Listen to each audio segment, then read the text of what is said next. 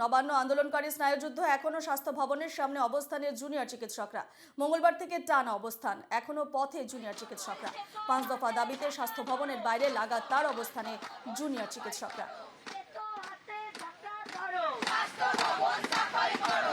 আমরা কি উৎসবে থাকবো?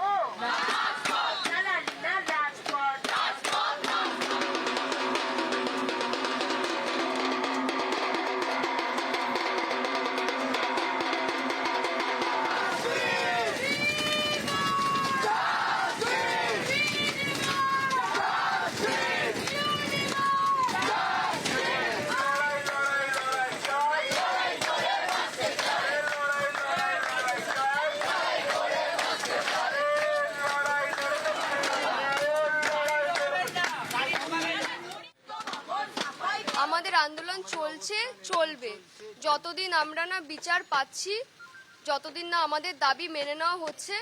যেরকম চলছে আমাদের বিচার সেরকমই চলবে। কর্তৃপক্ষের তরফ থেকে কোনো সদুত্তর পেয়েছেন স্বাস্থ্য ভবন? না, চারটে ব্যস্ত, তার জন্য ওরা এসে ক্ষমতা নেই, জানে এখানে শুধু সবাইকে লাগবে না, 5টা মানুষ হলে ওদেরকে শেষ করে দেবে। তারা ওরা ভয় পাচ্ছে নিচে নেমে আসতে। আমরা তো এখনো কোনো জবাব তো এখনো পাইনি, আপাতত ওয়েট করছি আমরা জবাবের জন্য। পরবর্তীকালে দেখা যাক কি হয়, আপাতত এখন এটাই চলছে আমাদের।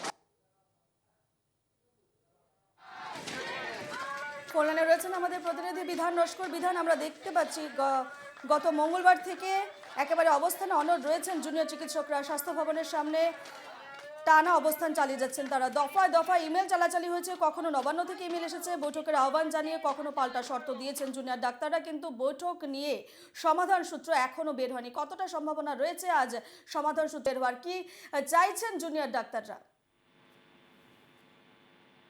একেবারে আজকে তৃতীয় দিনে পড়লো জুনিয়র চিকিৎসকদের স্বাস্থ্য ভবনের সামনে আন্দোলন, অবস্থান আন্দোলন। এবং তাদের যেটা দাবি, যে তারা যে 5 দফার দাবি নিয়ে মঙ্গলবার তারা মিছিল করেছিল, স্বাস্থ্য ভবন অভিযানের ডাক দিয়েছিল, মিছিল করে এসে তারা স্বাস্থ্য ভবনের সামনে বসে পড়ে এবং তার পরবর্তী সময় তাদের যে 5 দফা দাবি ছিল সেই দাবি ডেপুটেশন আকারে জমা দেওয়া হয়। তারপরেও কোনো সদুত্তর মেলেনি। গতকাল আমরা দেখেছি মেল পাল্টা মেল। সেক্ষেত্রে রাজ্যের তরফে মন্ত্রী চন্দ্রিমা ভট্টাচার্য তিনি সাংবাদিক বৈঠক করেন।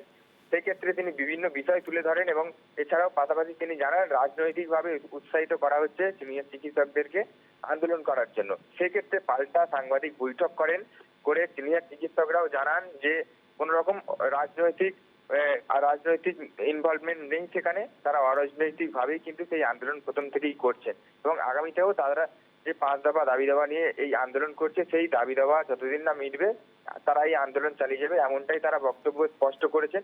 সেক্ষেত্রে আজকে সকাল থেকেও কিন্তু দফায় দফায় দেখা যাচ্ছে তারা স্লোগান দিতে শুরু করে। শুধুমাত্র জুনিয়র চিকিৎসক নয়, সমাজের বিভিন্ন স্তরের মানুষ সেই আন্দোলনে যোগ দিয়েছে। সাধারণ মানুষ থেকে শুরু করে শিল্পীরা তারা কিন্তু সেই আন্দোলনে এসে সামিল হয়েছে। সকাল থেকে কিন্তু সেই চিত্র ধরা পড়ছে। ধন্যবাদ বিধান।